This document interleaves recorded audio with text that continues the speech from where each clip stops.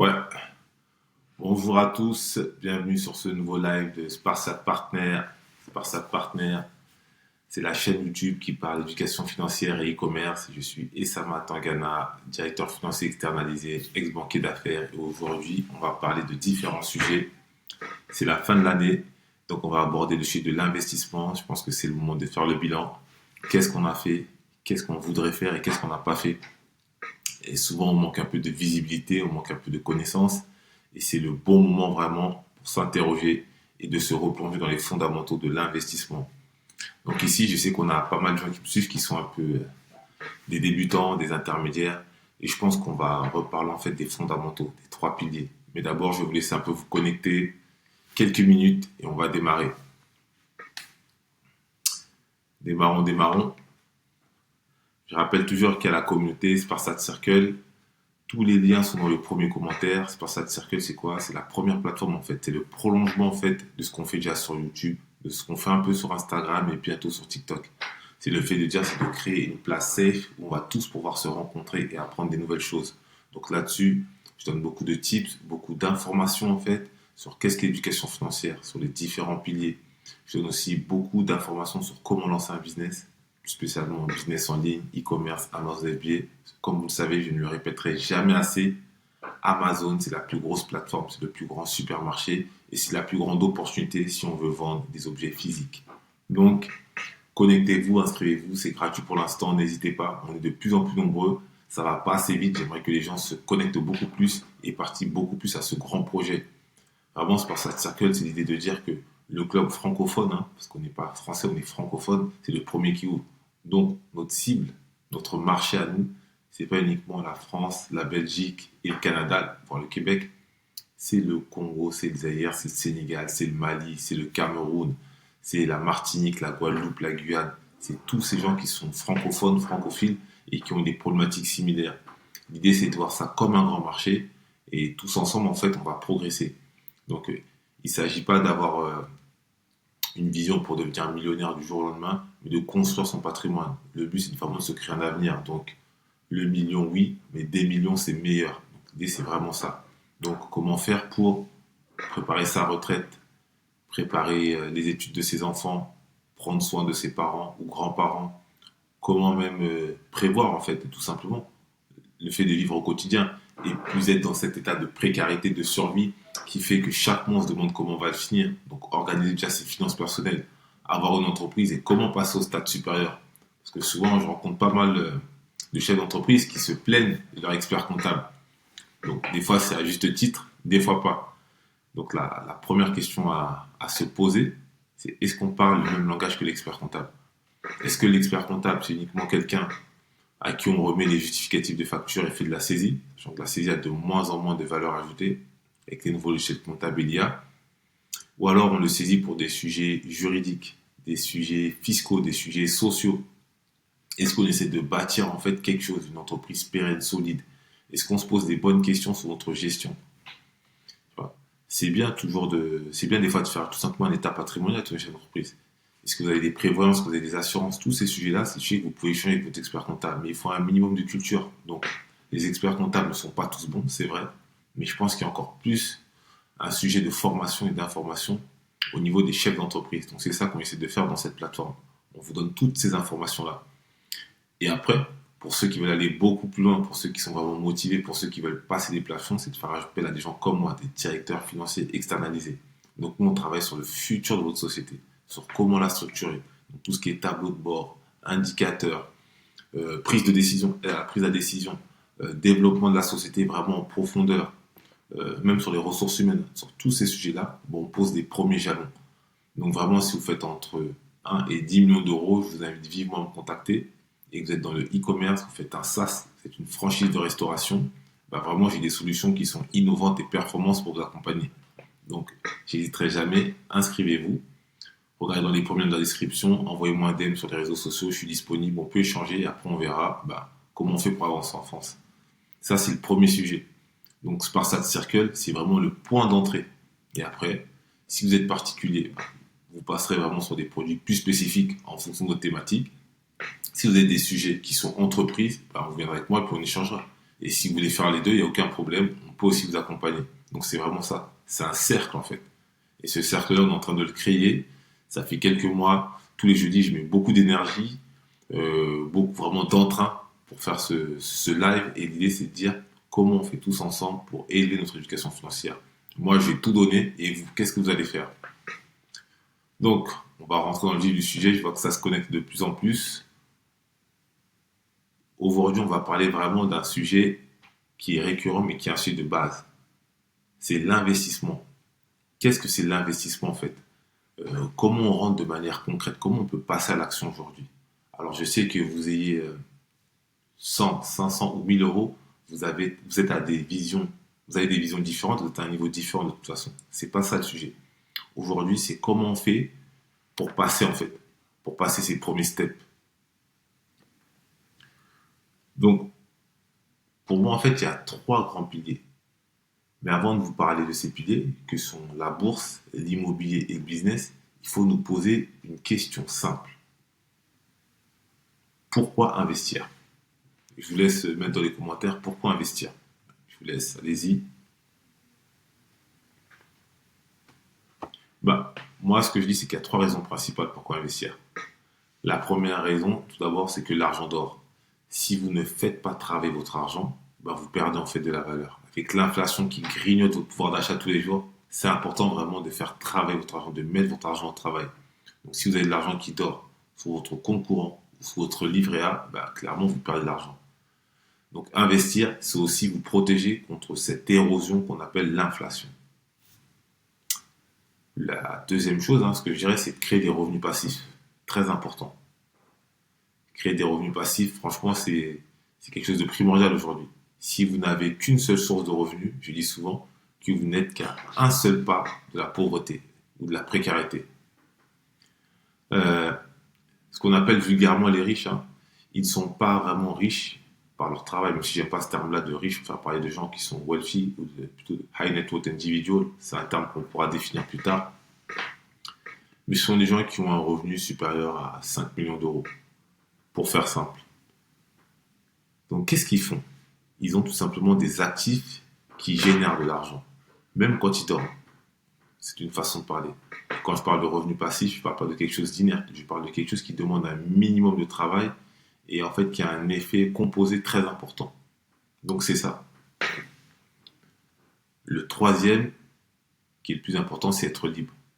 Investir, c'est acheter du temps en fait. C'est de la sécurité, c'est de la liberté. Donc moins dépendre d'un job, d'un N+1, d'un patron ou même d'un seul client unique. Vous construisez votre indépendance financière, vous construisez votre avenir.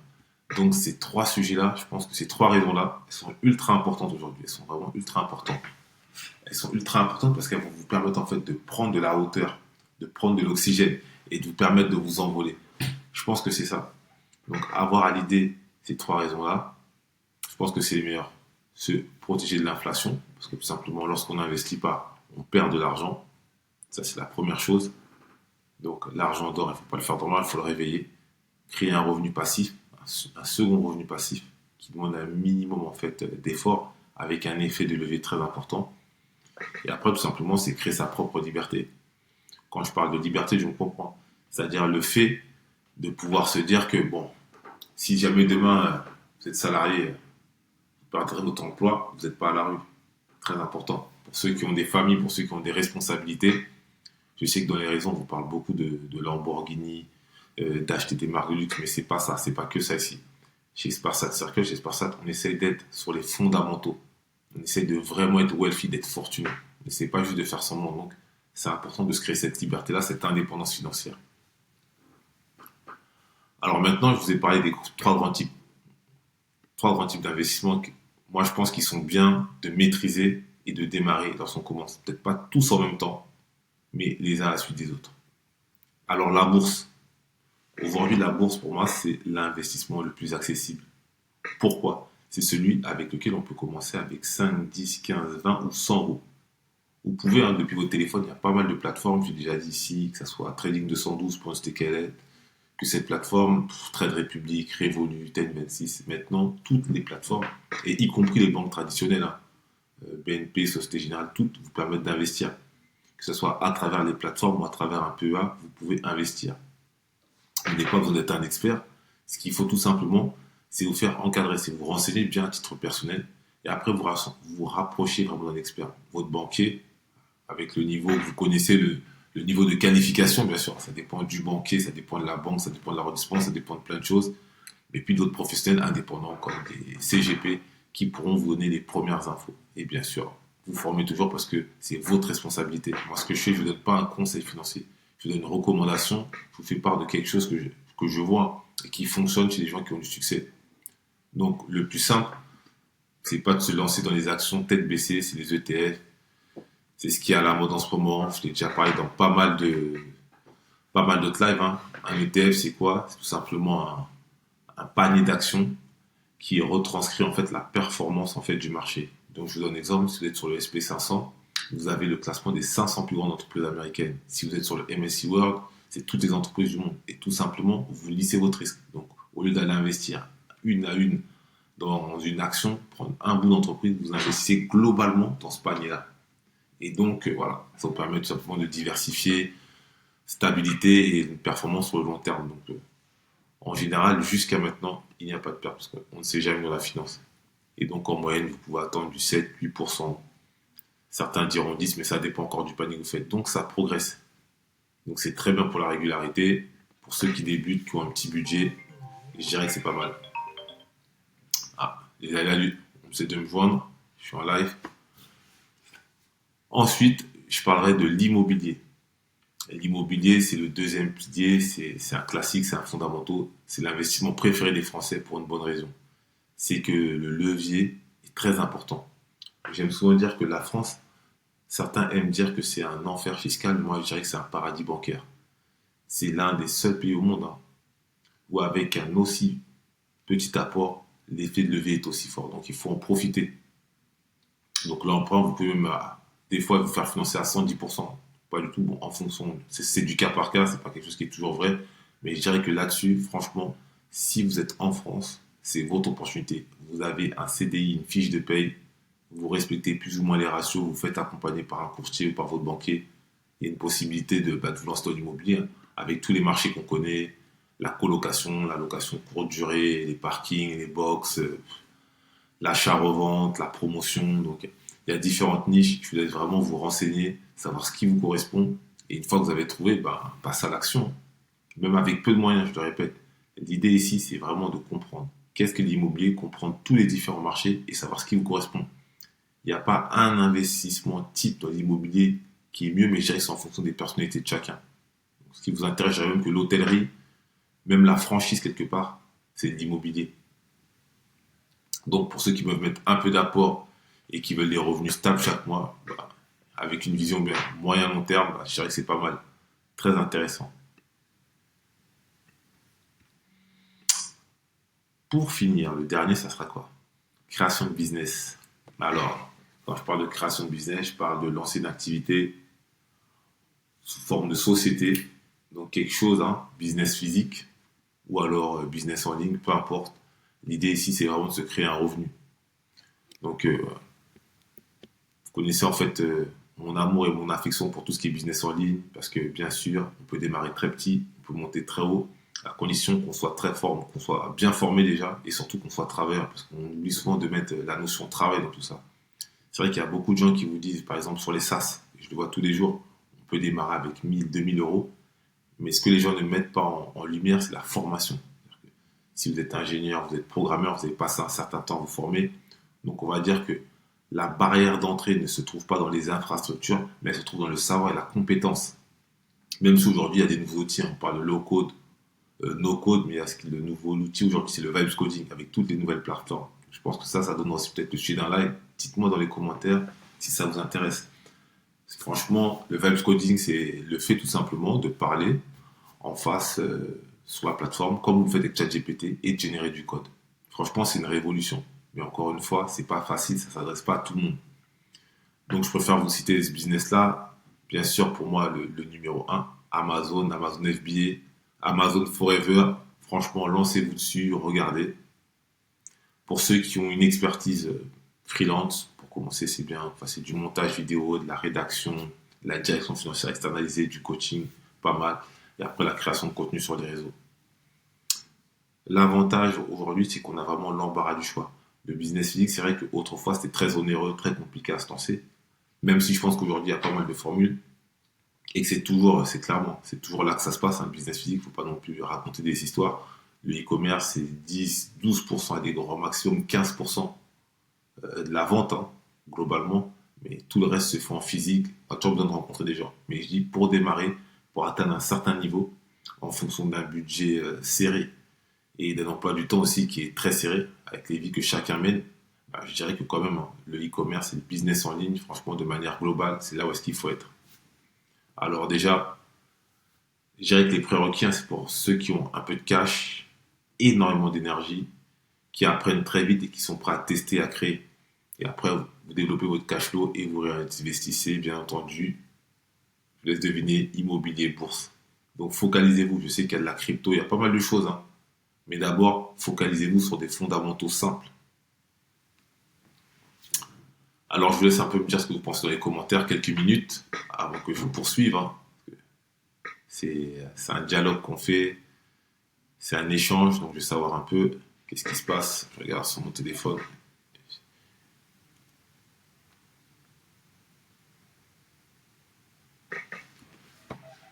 Alors, très intéressant, très intéressant.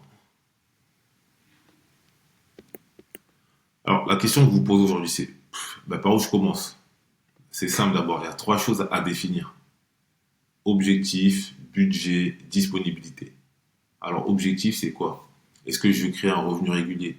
Si un revenu régulier, j'ai une fiche de paie, je dirais l'immobilier, pourquoi pas? Si j'ai pas beaucoup de budget pour démarrer et que je veux du long terme, la bourse, c'est très bien. Maintenant, si je veux générer du cash, entre parenthèses, rapidement, et que je suis prêt à prendre et à me donner moins et que j'ai beaucoup d'énergie, je dirais le business. Donc, en fonction de vos aptitudes et de vos objectifs, en fait, il n'y a pas une bonne réponse. Il y a une réponse juste qui est adaptée. Et après, la deuxième question, c'est le budget. Est-ce que j'ai 100 euros? Est-ce que j'ai 500 euros? Est-ce que j'ai 1000 euros? Alors, si on a 100 euros ou moins de 100 euros, le mieux, c'est la bourse. On peut démarrer à partir de 1 euro. Vous ne ferez pas des miracles, mais au moins vous mettez un pied à l'étrier, vous commencez à vous former, vous commencez à voir, vous familiariser, ne serait-ce qu'avec la plateforme et l'environnement. Maintenant, si vous avez un peu plus, 500 euros, vous pouvez lancer un petit business, un peu de bourse toujours. Et si vous avez, on va dire 1000 euros et plus, hein, essayez de faire un mix. Mais vraiment, si vous n'avez pas des revenus conséquents, vous n'aurez pas accès à l'immobilier. L'immobilier, pour le sacro-saint CDI. Après, il y a d'autres techniques, mais globalement, c'est le CDI, fiche de paye, minimum d'endettement, et normalement, ça devrait le faire. Ça, c'est la première chose à comprendre. Après, il y a le temps, qui est aussi important que l'objectif et que le budget. Parce que le temps, c'est vraiment ce qui va définir votre succès. Combien de temps vous êtes prêt à mettre? Vous avez peu de temps à la bourse, c'est bien. Si vous avez un peu plus de temps pour chercher des biens ou rénover des biens, l'immobilier, c'est cool. C'est assez intéressant. Mais si vous voulez vous foutre à plein temps et vraiment tout exploser, et que vous dites, voilà, moi j'ai 2, 3, 4 heures, vous êtes quasiment prêt à faire des journées doubles, mettez-vous dans le business, hein, direct, réfléchissez, Amazon, vous savez très bien, vous trouverez tout auprès de notre communauté, c'est par ça de Circle, on vous donnera toutes les infos. Et après, on vous accompagnera, bien sûr, vers le succès. L'idée aujourd'hui, c'est vraiment de comprendre que ces trois piliers-là, c'est vraiment par là qu'il faut commencer. Il faut vraiment commencer vraiment à se poser les bonnes questions pour pas essayer de faire le syndrome, avoir le syndrome de l'objet brillant, c'est ça que je cherche mes mots. Le syndrome de l'objet brillant, c'est quoi? Aujourd'hui, vous voyez pas mal de choses sur l'IA, donc tout le monde veut faire de l'IA. Comme il y a quelques temps, tout le monde voulait faire des NFT. Comme il y a quelques temps, tout le monde veut faire de la crypto. Là, c'est le bull run qui arrive, tout le monde veut refaire de la crypto. Si vous changez, vous n'obtiendrez jamais de résultat. Je connais aucune personne qui a du succès dans ses affaires, qui a réussi à se créer une liberté financière, qui n'a pas au minimum travaillé 5 ans sur le même sujet. Je sais que c'est pas sexy, mais c'est la réalité. Travaillez 5 ans, prenez un sujet, prenez-le à bras le corps, travaillez 5 ans dessus, travaillez 10 ans dessus, et là, je peux vous garantir que vous aurez des résultats. Mais si à chaque fois que vous voyez l'IA, vous voyez des NFT, vous voyez peu importe, hein, vous voulez faire de la musique, non, c'est pas bon. L'idée, c'est trouvez-vous quelque chose qui vous intéresse, qui vous passionne, essayez de faire en sorte que le secteur qui vous passionne, vous ayez des solutions pour répondre aux problèmes, parce que je pense que c'est la jonction des deux. C'est pas uniquement trouver une solution par rapport à un problème ou faire quelque chose qui vous passionne, je pense que c'est les deux. Si vous avez quelque chose qui vous passionne, naturellement, vous allez comprendre ce marché-là mieux que quelqu'un d'autre. Et forcément, c'est déjà un avantage compétitif très fort. Et après, remarquez les problèmes ou les besoins qu'il y a sur ce marché-là que vous affectionnez et essayez d'y répondre de manière le plus simple. Alors n'essayez pas de faire quelque chose de parfait, mais lancez-vous et apprenez au fur et à mesure. Et surtout, formez-vous. Parce que YouTube, c'est bien pour créer des vocations, pour avoir les premiers insights, mais après, il faut aller dans la profondeur, dans la granularité. C'est vraiment ça. Le détail, le diable est dans les détails. Donc, renseignez-vous. Qu'est-ce que je peux vous dire de plus, hein?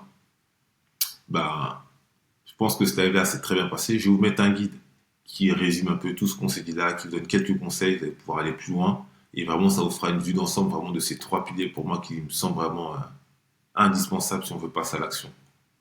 Donc pour l'avoir, il suffira juste de vous inscrire. Inscrivez-vous à Sports Cycle, comme je vous disais, c'est vraiment la première communauté francophone sur l'éducation financière. Et j'espère vous voir très vite de l'autre côté. Et je vous dis à jeudi prochain et prenez soin de votre argent.